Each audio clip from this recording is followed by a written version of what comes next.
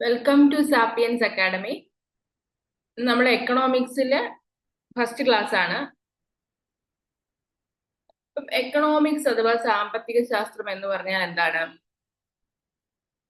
ചരക്കുകളുടെയും സേവനങ്ങളുടെയും ഉത്പാദനത്തെയും വിതരണത്തെയും കുറിച്ച് ഉള്ള പഠനം കൈകാര്യം ചെയ്യുന്ന ഒരു ശാസ്ത്രശാഖയാണ് എന്തെന്ന് പറയുന്നത്, എക്കണോമിക്സ് എന്ന് പറയുന്നത്. സാധനങ്ങളുടെയും സേവനങ്ങളുടെയും പ്രൊഡക്ഷനും ഉപഭോഗം, ഡിസ്ട്രിബ്യൂഷൻ, ഇതിനെല്ലാം കുറിച്ചുള്ള ഒരു സ്റ്റഡിയാണ് നമ്മൾ എന്തെന്ന് പറയുന്നത് എക്കണോമിക്സ് എന്ന് പറയുന്നത്. ദ സ്റ്റഡി ഓഫ് വെൽത്ത്, സമ്പത്തിനെ കുറിച്ചുള്ള പഠനമാണ് എന്തെന്ന് പറയുന്നത്, സമ്പത്തിനെ കുറിച്ചുള്ള പഠനമാണ് എന്തെന്ന് പറയുന്നത് അപ്നോളജി എന്ന് പറയുന്നത്. Aphnology, study of wealth is called aphnology. അപ്പോൾ ഈ എക്കണോമിക്സ് എന്ന് പറഞ്ഞ ടേം വന്നത് എങ്ങനെയാണെന്ന് വെച്ച് കഴിഞ്ഞാല്, നമ്മുടെ ഒരു വീട്ടിലെ മാനേജ്മെന്റ്, ഒരു വീട്ടിലേക്ക് വരുന്ന വരുമാനം, ചെലവുകള്, ഇതിനെ കുറിച്ചുള്ള ഹോം മാനേജ്മെന്റ് എന്ന് പറയുന്ന ഒയ്ക്കണോമിയ എന്ന് പറയുന്ന ഗ്രീക്ക് വേർഡ് ആയിട്ടുള്ള എന്താണ് ഒയ്ക്കണോമിയ ഗ്രഹ ഭരണം അഥവാ ഹോം മാനേജ്മെന്റ് എന്ന അർത്ഥത്തിൽ നിന്ന് ഒയ്ക്കണോമിയയിൽ നിന്നാണ് എന്ത് വന്നത്, എക്കണോമിക്സ് എന്ന വാക്ക് ഉത്ഭവിക്കുന്നത്. നമ്മൾ പറഞ്ഞു സമ്പത്തിനെ കുറിച്ചുള്ള പഠനമാണ് അപ്നോളജി അഥവാ പ്ലൂട്ടോളജി എന്നും പറയും. പ്ലൂട്ടോളജി അഥവാ അപ്നോളജി എന്ന് പറഞ്ഞു കഴിഞ്ഞാൽ സ്റ്റഡി ഓഫ് വെൽത്ത് ആണ്. അങ്ങനെ ഫാദർ ഓഫ് മോഡേൺ എക്കണോമിക്സ്, ആധുനിക സാമ്പത്തിക ശാസ്ത്രത്തിന്റെ പിതാവ് ആരാണ്? ആദം സ്മിത്ത് ആണ്. ഫാദർ ഓഫ് മോഡേൺ എക്കണോമിക്സ് എന്ന് പറയുന്നത് ആദം സ്മിത്ത് ആണ്. സ്റ്റഡി ഓഫ് മോഡേൺ എക്കണോമിക്സ്, ആധുനിക സാമ്പത്തിക ശാസ്ത്രത്തിന്റെ പിതാവാണ് ആദം സ്മിത്ത്. ഇനി സാമ്പത്തിക ശാസ്ത്രജ്ഞന് വ്യക്തമായ ഒരു അടിത്തറ നൽകിയ സാമ്പത്തിക ശാസ്ത്രജ്ഞനാണ് ആര്? ആദം സ്മിത്ത് എന്ന് പറയുന്നത്. ഇനി നമ്മുടെ എക്കണോമിക്സിനെ രണ്ടായി തിരിച്ചിട്ടുണ്ട്. എക്കണോമിക്സിനെ എന്തൊക്കെയായിട്ടാ തിരിച്ചേക്കുന്നത്? എക്കണോമിക്സിനെ രണ്ടായിട്ടാണ് ക്ലാസിഫൈ ചെയ്തിട്ടുള്ളത്. എങ്ങനെയൊക്കെയാണ്? മൈക്രോ എക്കണോമിക്സ് എന്നും മാക്രോ എക്കണോമിക്സ് എന്നും എക്കണോമിക്സിനെ രണ്ടായിട്ട് ക്ലാസിഫൈ ചെയ്തിരിക്കുന്നു. അപ്പോൾ ഒരു രാജ്യത്തെ മൊത്തം ഉൽപാദനവും വിനിമയവും ഒക്കെ എങ്ങനെയാണ്, വില എങ്ങനെയാണ്, ഇൻട്രസ്റ്റ് റേറ്റ് എങ്ങനെയാണ്, സാലറി വേതനം എങ്ങനെയാണ്, പ്രോഫിറ്റ് എങ്ങനെയാണ് തുടങ്ങിയവുമായിട്ട് ബന്ധപ്പെട്ടിട്ടുള്ള കാര്യങ്ങളാണ് എന്തിൽ പറയുന്നത്? ഒരു രാജ്യത്തിന്റെ മൊത്തത്തിലാണെങ്കിൽ എന്തിൽ പറയുന്നു? അത് മാക്രോ എക്കണോമിക്സ് എന്ന് പറയുന്നു. എക്കണോമിക്സ് എന്ന് പറയുന്നു.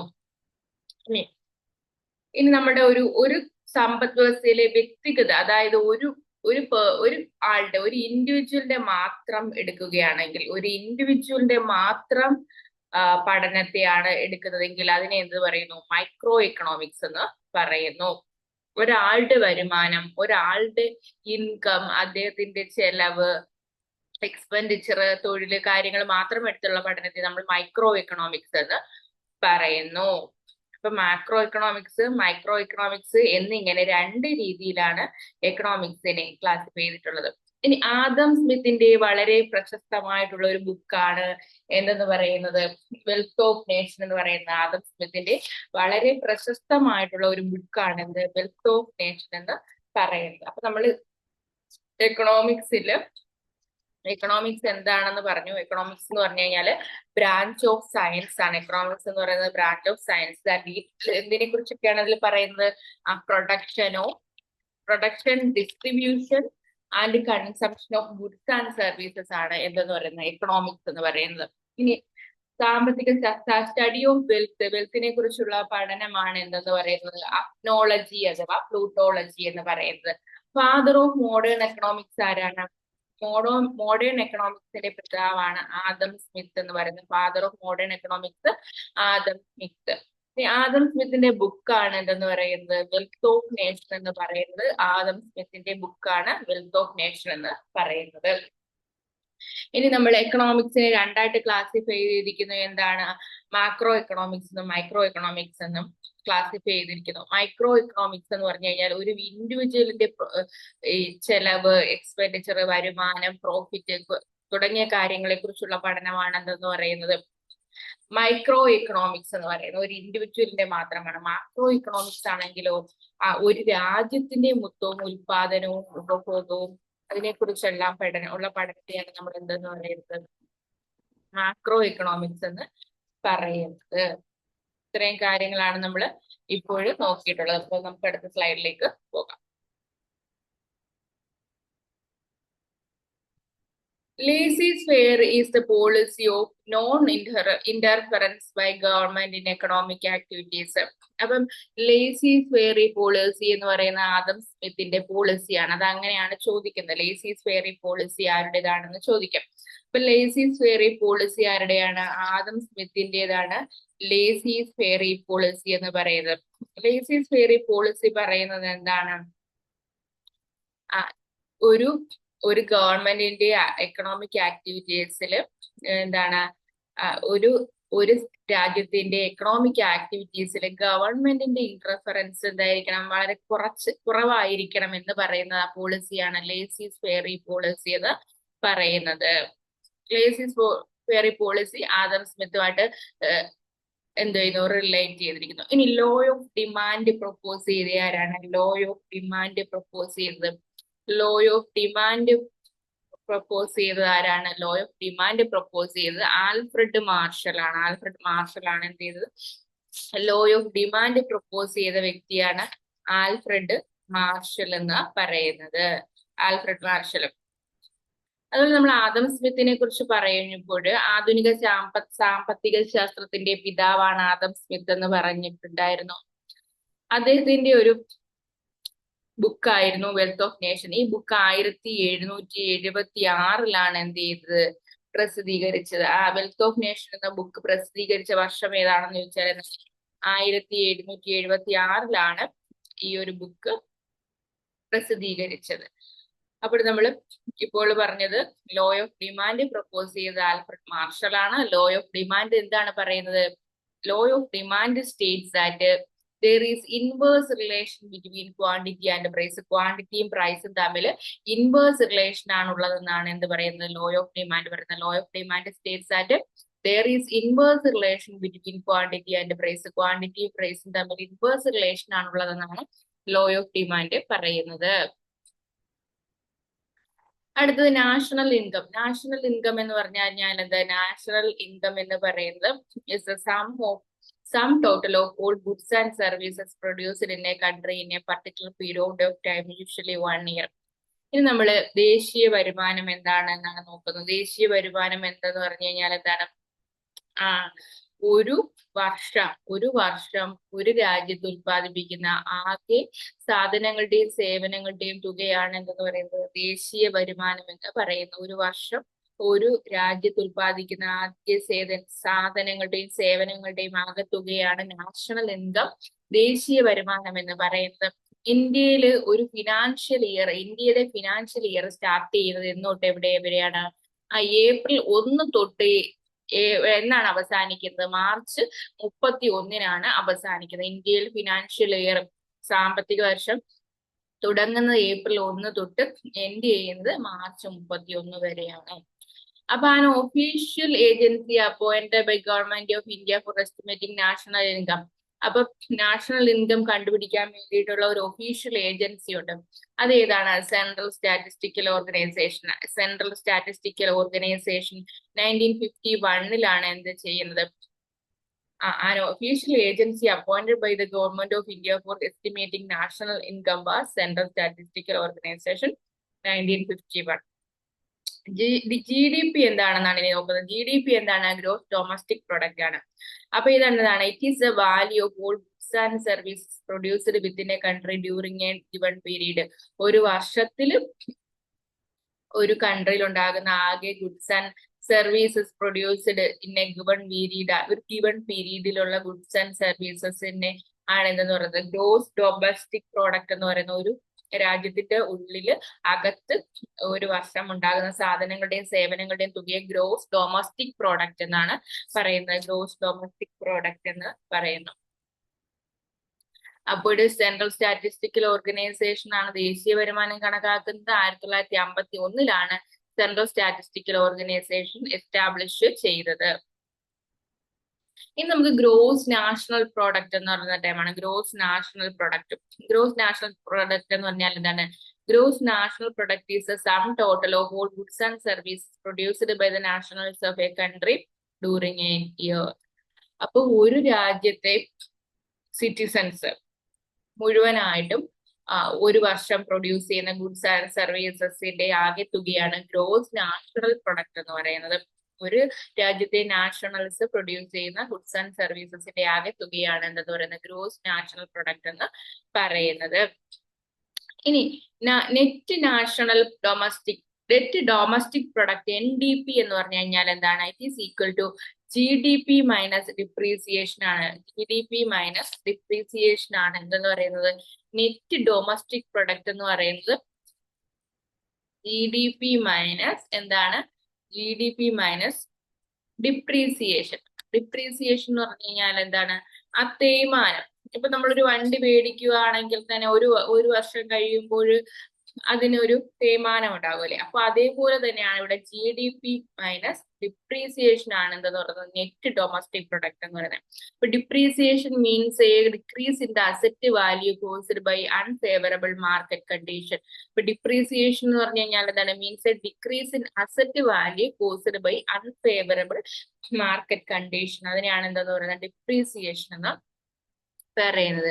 ഇനി net national product. Net national product എന്നാൽ എന്താണ്? If the value of depreciation is deducted from the value of gross national product in a year we obtain the value of net national product. ഇപ്പൊ net national product എന്ന് വെച്ചാൽ if the value of ഡിപ്രീസിയേഷന്റെ value net national പ്രൊഡക്റ്റിൽ നിന്ന് കുറച്ചു കഴിഞ്ഞാൽ എന്ത് ചെയ്യും? നമുക്ക് നെറ്റ് നാഷണൽ പ്രൊഡക്റ്റ് എന്ന് പറയുന്ന ടേം കിട്ടും. നെറ്റ് നാഷണൽ പ്രൊഡക്റ്റ് എന്ന് വെച്ച് കഴിഞ്ഞാൽ ഡിപ്രീസിയേഷന്റെ വാല്യൂ ഏതിൽ നിന്നാണ് റിഡൈസ് ചെയ്യേണ്ടത്? ഗ്രോസ് നാഷണൽ പ്രൊഡക്റ്റിൽ നിന്ന് മൈനസ് ചെയ്താൽ എന്ത് ചെയ്യും? നമുക്ക് നെറ്റ് നാഷണൽ പ്രൊഡക്റ്റ് എന്ന് പറയുന്ന ടേം കിട്ടും. ഇനി പേഴ്സണൽ ഇൻകം എന്താണെന്നാണ്. പേഴ്സണൽ ഇൻകം എന്ന് വെച്ച് കഴിഞ്ഞാൽ എന്താണ്? ഒരാളുടെ പേഴ്സണൽ ഇൻകം എന്ന് പറഞ്ഞാൽ total value of money income actually received by individuals from all sources during a particular year. ഇപ്പോൾ എന്താണ് പേഴ്സണൽ ഇൻകം എന്ന് പറഞ്ഞു കഴിഞ്ഞാൽ is a total value of money income actually received by individuals from all sources during a particular year. ഒരു വർഷത്തിൽ ഒരു വ്യക്തിക്ക് എല്ലാ മാർഗത്തിലൂടെയും കിട്ടിയ വരുമാനത്തെയാണ് എന്തെന്ന് പറയുന്നത്? പേഴ്സണൽ ഇൻകം എന്ന് പറയുന്നത്. ഡിസ്പോസിബിൾ ഇൻകം എന്ന ടേം കൊണ്ട് ഉദ്ദേശിക്കുന്നത് എന്താണ്? ഡിസ്പോസിബിൾ ഇൻകം എന്ന് പറഞ്ഞു കഴിഞ്ഞാൽ it is A income remaining with individuals after the deduction of all taxes levied against their income and their property by the government. അതായത് ഒരാൾക്ക് വരുമാനമുണ്ടെങ്കിൽ എന്താണ്? അദ്ദേഹത്തിന് ടാക്സ് പേ ചെയ്യേണ്ടി വരും. അപ്പൊ ഈ ടാക്സുകളെല്ലാം റെഡ്യൂസ് ചെയ്തതിന് ശേഷം ഒരാളുടെ വരുമാനത്തെയാണ് ഡിസ്പോസബിൾ ഇൻകം എന്ന് പറയുന്നത്. Disposable income is income remaining with individuals after the deduction of all taxes levied against their income and their property by the ഗവൺമെന്റിനെയാണ് എന്തെന്ന് പറയുന്നത്? ഡിസ്പോസബിൾ ഇൻകം എന്ന് പറയുന്നത്. ഡിസ്പോസബിൾ ഇൻകം എന്ന് പറയുന്നത്. ഇനി പെർ ക്യാപിറ്റ ഇൻകം എന്ന് പറയുന്ന ടേമാണ്. പെർ ക്യാപിറ്റ ഇൻകം എന്ന് പറഞ്ഞു കഴിഞ്ഞാൽ ഒരു രാജ്യത്തിന്റെ ദേശീയ വരുമാനം ഡിവൈഡഡ് ബൈ ആ രാജ്യത്തെ ആകെ ജനസംഖ്യ. ഇപ്പൊ എന്താണ്? It refers national income divided by the population of the country. അത് പെർ ക്യാപിറ്റ ഇൻകം എന്ന് പറഞ്ഞാൽ എന്താണ്? നാഷണൽ ഇൻകം ഡിവൈഡഡ് ബൈ പോപ്പുലേഷനെയാണ് പെർ ക്യാപിറ്റ ഇൻകം എന്ന് പറയുന്നത്. Per capita income. ഇനി നമുക്ക് ഇന്ത്യൻ ഇന്ത്യൻ സാമ്പത്തിക ശാസ്ത്രത്തിന്റെ പിതാവ് ആരാണ്? ഇന്ത്യൻ സാമ്പത്തിക ശാസ്ത്രത്തിന്റെ പിതാവാണ് ദാദാഭായ് നവറോജി എന്ന് പറയുന്നത്. ഇന്ത്യൻ സാമ്പത്തിക ശാസ്ത്രത്തിന്റെ പിതാവാണ് Dadabhai Naoroji. First person attempted to calculate national income ഇന്ത്യയിൽ ആദ്യമായി നാഷണൽ ഇൻകം കണ്ടുപിടിച്ച first person attempted to calculate national income in ഇന്ത്യയാണ് ദാദാബായ് നവറോജി എന്ന് പറയുന്നത്. അപ്പൊ ഇതാണ് propounder of brain drain theory. Brain drain തിയറിയുടെ പ്രൊപ്പൗണ്ടർ ആരാണ്? ദാദാബായ് നവറോജിയാണ്. Propounder of brain drain theory. Brain drain തിയറിയുടെ പ്രൊപ്പൗണ്ടർ ആരാണ്? ദാദാബായ് നവറോജിയാണ്. Propounder of brain drain theory Dadabhai നവറോജിയാണ്. The author of poverty and British rule in India. Poverty and British rule in ഇന്ത്യയുടെ author ആണ് ദാദാബായ് നവറോജി. അപ്പൊ ദാദാബായ് നവറോജിയുടെ പുസ്തകമാണ് poverty and un British rule in India എന്ന് പറയുന്ന പുസ്തകം അദ്ദേഹം എഴുതിയതാണ്. ചോർച്ചാ സിദ്ധാന്തം എഴുതിയത് ആരാണെന്ന് ചോദിക്കാറുണ്ട്. ചോർച്ചാ സിദ്ധാന്തം അഥവാ ബ്രെയിൻ ഡ്രെയിൻ തിയറിയുടെ കൊണ്ടുവന്നത് ആരാണ്? ദാദാബായ് നവറോജിയാണ്. അപ്പൊ നാഷണൽ ഇൻകം, ഇന്ത്യയുടെ നാഷണൽ ഇൻകം ആദ്യമായി കണക്കാക്കിയത് ആരാണ്? ദാദാബായ് നവറോജിയാണ്. ഇന്ത്യയുടെ നാഷണൽ ഇൻകം ആദ്യമായി കണക്കാക്കിയ വ്യക്തിയാണ് ദാദാബായ് നവറോജി എന്ന് പറയുന്നത്. അപ്പം അദ്ദേഹമാണ് first person attempted to calculate national income of India എന്ന് പറയുന്നത് ആരാണ്? ദാദാബായ് നവറോജിയാണ്. Father of Indian economy. Indian എക്കണോമിയുടെ ഫാദർ ആരാണ്? ദാദാബായ് നവറോജിയാണ്. ഇപ്പോൾ നമുക്ക് അടുത്ത സ്ലൈഡിലേക്ക് പോകാം.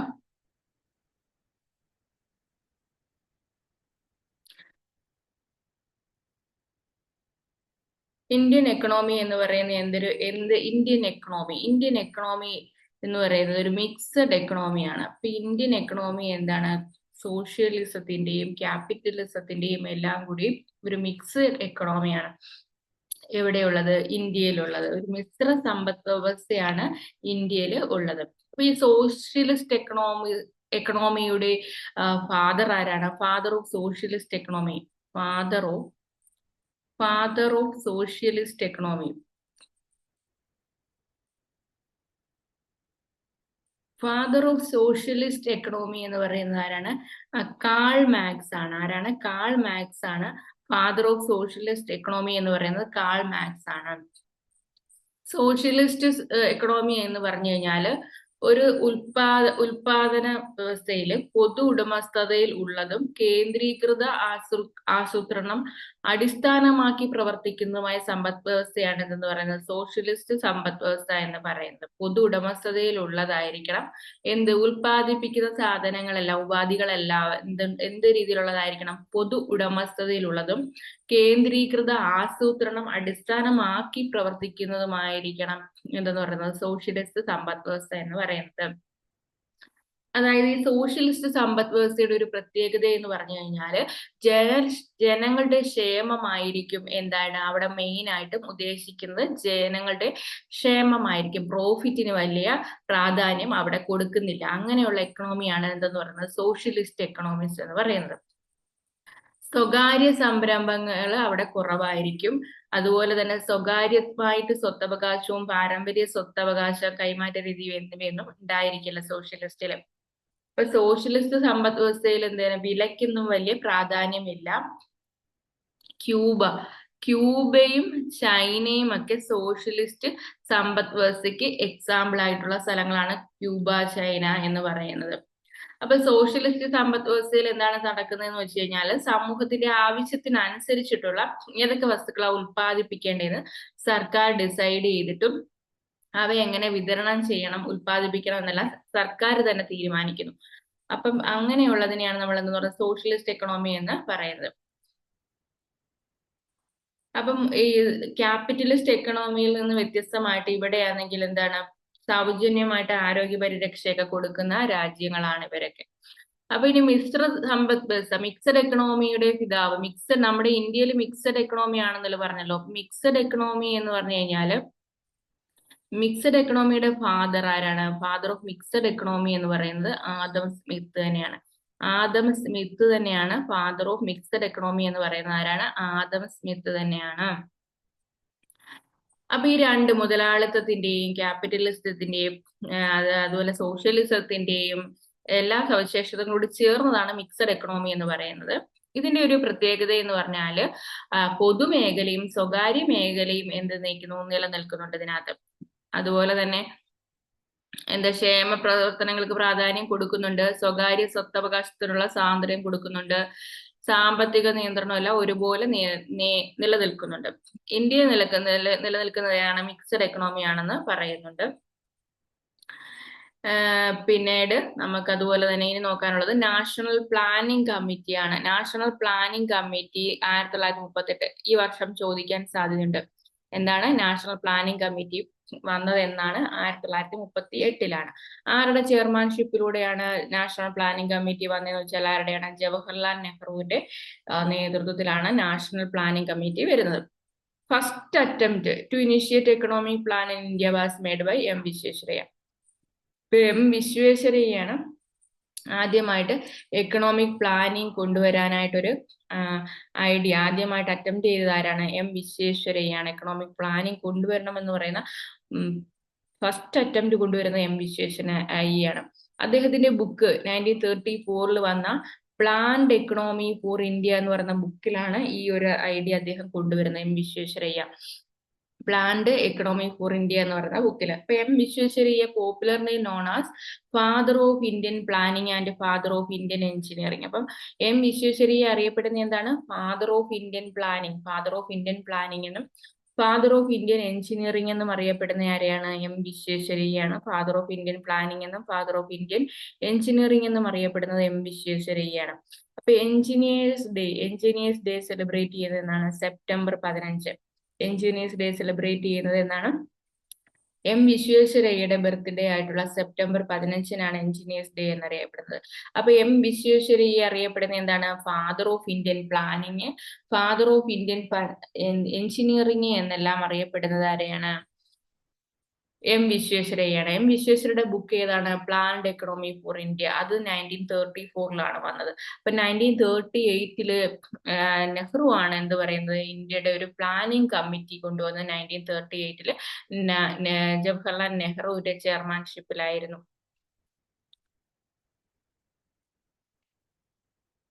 ഓക്കെ, ഇനി father of Indian budget. First person responsible for the formation of CSO ആരാണ്? അപ്പൊ സെൻട്രൽ സ്റ്റാറ്റിസ്റ്റിക്കൽ ഓർഗനൈസേഷൻ ഉണ്ടാക്കാനായിട്ട് റെസ്പോൺസിബിൾ ആയിട്ടുള്ള ആദ്യത്തെ വ്യക്തി ആരാണ്? PC മഹലനോബിസ് ആണ്. PC മഹലനോബിസ്. അപ്പൊ ഫാദർ ഓഫ് ഇന്ത്യൻ ബഡ്ജറ്റ് എന്നറിയപ്പെടുന്ന ആരാണ്? PC മഹലനോബിസിനെയാണ് ഫാദർ ഓഫ് ഇന്ത്യൻ ബഡ്ജറ്റ് എന്നറിയപ്പെടുന്നത്. അതുപോലെ തന്നെ ഫാദർ ഓഫ് ഇന്ത്യൻ സ്റ്റാറ്റിസ്റ്റിക്സ് എന്നറിയപ്പെടുന്നത് PC മഹലനോബിസിനെയാണ്. ഫാദർ ഓഫ് ഇന്ത്യൻ സ്റ്റാറ്റിസ്റ്റിക്സ് എന്തുകൊണ്ടാണ്? Founder of Indian statistical institute in Kolkata. ഇപ്പൊ കൊൽക്കത്തയില് ഇന്ത്യൻ സ്റ്റാറ്റിസ്റ്റിക്കൽ ഇൻസ്റ്റിറ്റ്യൂട്ട് പണി കഴിപ്പിച്ചത് ആരാണ്? PC മഹലനോബിസ് ആണ്. PC മഹലനോബിസ് കൊൽക്കത്തയിൽ ഇന്ത്യൻ സ്റ്റാറ്റിസ്റ്റിക്കൽ ഇൻസ്റ്റിറ്റ്യൂട്ട് പണി കഴിപ്പിച്ചു. Founder of Indian statistic institute in Kolkata PC Mahalanobis.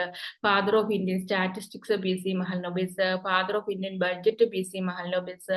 Father of Indian statistics PC Mahalanobis. Founder of Indian statistical institute in Kolkata PC Mahalanobis. അപ്പൊ June 29 PC മഹലനോബിസിന്റെ birthday ആയതുകൊണ്ട് സ്റ്റാറ്റിസ്റ്റിക്സ് ഡേ ആയിട്ട് celebrate ചെയ്യുന്നു. ജൂൺ 29 എന്താണ്? PC മഹലനോബിസിന്റെ birthday ആണ്. അതുകൊണ്ട് statistics day ആയിട്ട് സെലിബ്രേറ്റ് ചെയ്യുന്നത് June 29. അപ്പം സെൻട്രൽ സ്റ്റാറ്റിസ്റ്റിക്കൽ ഓർഗനൈസേഷൻ ആരുടെ നേതൃത്വത്തിൽ? PC Mahalanobis. Father of Indian budget PC Mahalanobis. Father of Indian statistics PC Mahalanobis. Founder of Indian statistical institute in Kolkata PC മഹലനോബിസിന്റെ നേതൃത്വത്തിലായിരുന്നു. അപ്പൊ ഇത്രയാണ് നമ്മൾ ഈ ഒരു ക്ലാസ്സിൽ നോക്കുന്നത്. നമുക്ക് ഇതിന്റെ ബാലൻസ് വേറൊരു ക്ലാസ്സിലൂടെ നോക്കാം.